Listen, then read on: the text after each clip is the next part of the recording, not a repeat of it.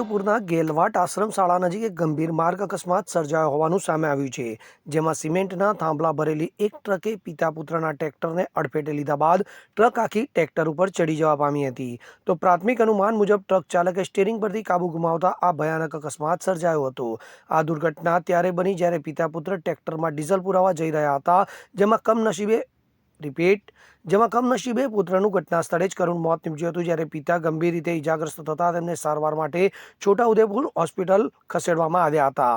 તો મૃતકના મૃતદેહને પીએમ માટે મોકલી આપવામાં આવ્યો છે. તો બીજી તરફ પરિવારજનો દ્વારા ટ્રક ચાલક નશામાં હોવાની શંકા વ્યક્ત કરી પોલીસ તપાસની માંગ કરી છે. તો આ ઘટનાની જાણ થતાં જ પોલીસ કાફલો ઘટના સ્થળ પર દોડી ગયો હતો, જે બાદ આ મામલે કાયદેસરની કાર્યવાહી હાથ ધરવામાં આવી છે. ઇમરાન મિર્ઝા સાથે CN24 ન્યૂઝ, છોટાઉદેપુર.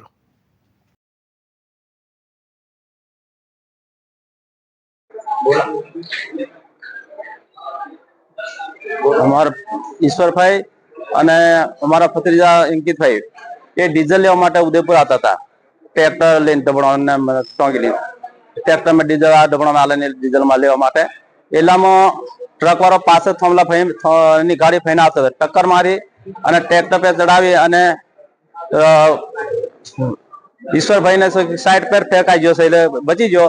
અને અંકિતભાઈ એ અમારા ભત્રીજા થાય છે, એ સત્તર એની પર ટ્રક આખું ઉપર પાછળથી ચડાવીને અંકિતને ઈજા મારી છે અને મૃત્યુ પામેલું છે.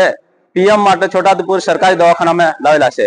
કેટલા જણા હતા ટ્રેક્ટરમાં 2 જણ. તો મૃત્યુ કોણ હતું? અંકિતભાઈ નો, મારા ભત્રીજાનો.